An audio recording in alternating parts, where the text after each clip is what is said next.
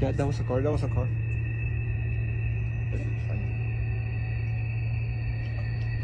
Shit. Who's the aliens, bro? Train. I think it's a train. Es que porque suena así a la verga. But that's just scary. Okay, do you guys want to go inside? No. Es que dicen que no va a pasar nada, pero... Stop. I'm recording this shit.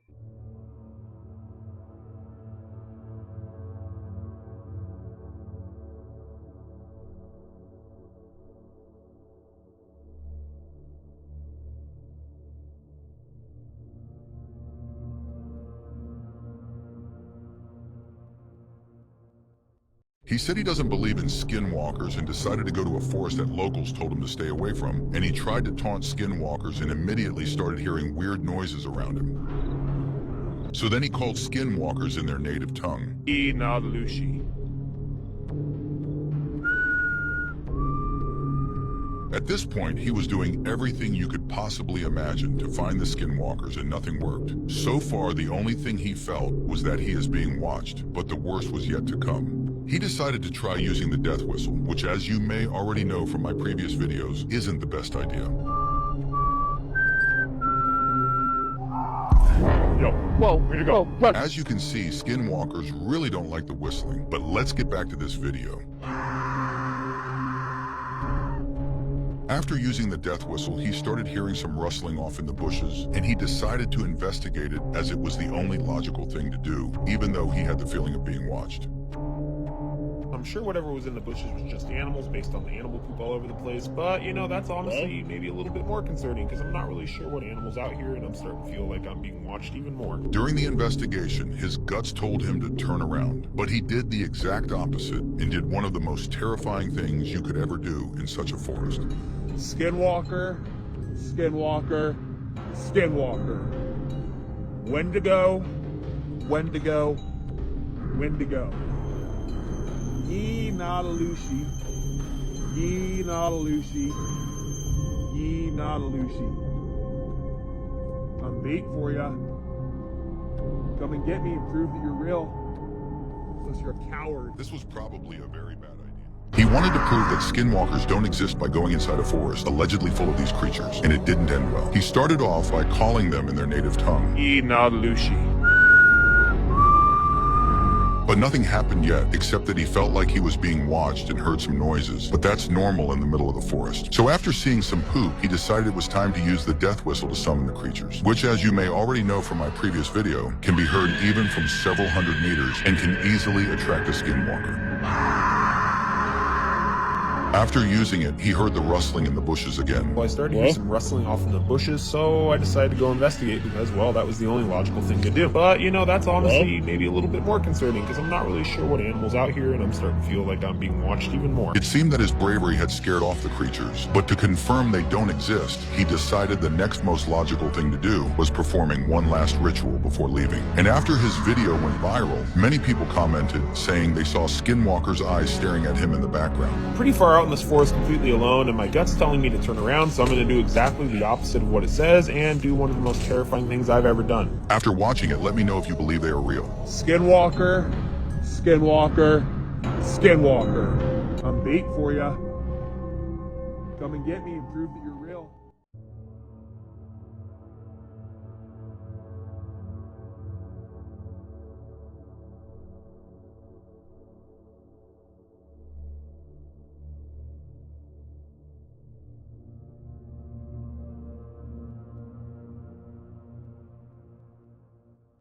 She was sleeping in the woods alone with 2 dogs in Ohio, and immediately after setting up camp, one of the dogs stared at something for 15 minutes without reacting to her commands. And since the area isn't completely isolated, she didn't care and thought it was probably a hiker, but it turned out to be a calm moment foreshadowing what happened later that night, and she caught it all on camera. After putting her dogs inside the tent, she went out by herself in the direction Sumara was looking at to investigate. There's a bad vibe.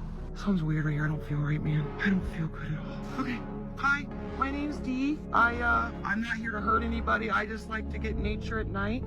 I'm losing it. I'm scared. I'm so freaked. Hi. After seeing the bats, she decided to come back to her camp and read scary stories to her viewers when she started hearing strange noises outside her tent. And I was Stop. Hey! Hey! Whoa! La, la, la, la, la.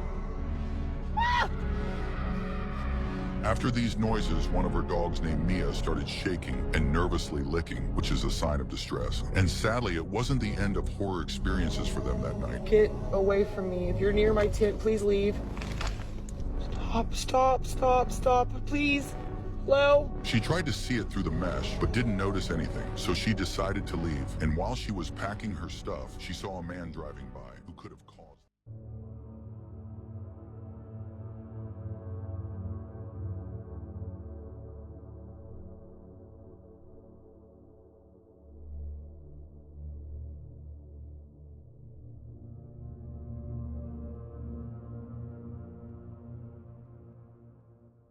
Luke from the Outdoor Boys channel has lately experienced the most terrifying night while camping in the middle of Alaskan forest. After setting up the camp, preparing and eating the food as always, he casually went to sleep, but something woke him up at 2 a.m. Pay attention to the sounds in the background. It's about 2:30 in the morning, and there is a large pack of coyotes out around my camp. I can hear them laughing and barking off to the left, and then over to the right, out around my camp. He decided to go sleep anyway, and on the next day while preparing breakfast, he was explaining what happened during the night and what to do in these situations, and recorded another howling. Hear that pack of coyotes started howling over there again. But it's what happened during another night in the middle of Alaskan winter that gave one of the best outdoorsmen alive chills. He brought his son for that adventure, and while Jacob was sleeping, Luke prepared wood for the fireplace to make it warm and cozy when he heard this.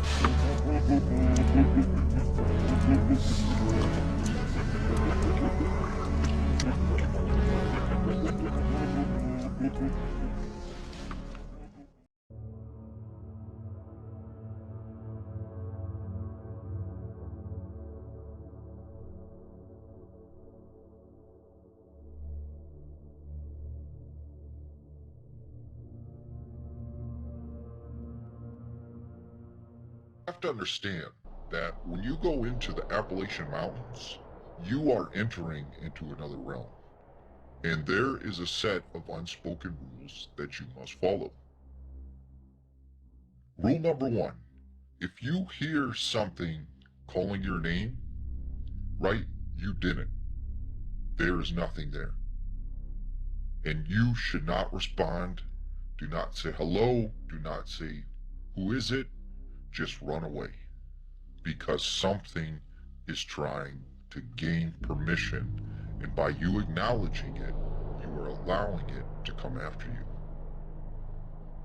If you hear screams in the mountains, right, you didn't. And do not go towards the direction of the screams to try and help, because once again, something is trying to lure you. If you see people, you don't. If you hear crying, you're not hearing it. Do not respond to this at all, because you are giving permission to whatever is in those woods to come after you. Now, if you are to go camping in the Appalachian Mountains, right, you have to remember, at night, you must keep a fire going at all times. And it's not for warmth, it's not for cooking, it's to keep you safe. And if you are going to camp in a tent, make sure when you go into that tent, it is sealed up. There are no holes, there are no cracks. And if you hear any kind of screaming, yelling, or anyone calling your name, do not respond. Do not go to sleep. And if something wakes you up, stay alert, and once again, do not respond. Now, it's very important when you are walking through the Appalachian Mountains, if you come across a deer carcass, do not touch it, do not stare at it, walk away, ignore it, because this is something, once again, trying to lure you into the woods. Now, If it comes to the point that something is chasing you and it gets you, and there is no escape, fight. Fight as hard as you can, whether it's a person, an animal. If it's something else, though, and you know what I'm talking about, well, you just let it get you, right? Because at that point, there's nothing you can do. And there's an old saying, you go into the Appalachian Mountains with 2 bullets, right? You fire the first one at something that isn't a person, that isn't an animal. And if it doesn't run away, you know what to do with the second one.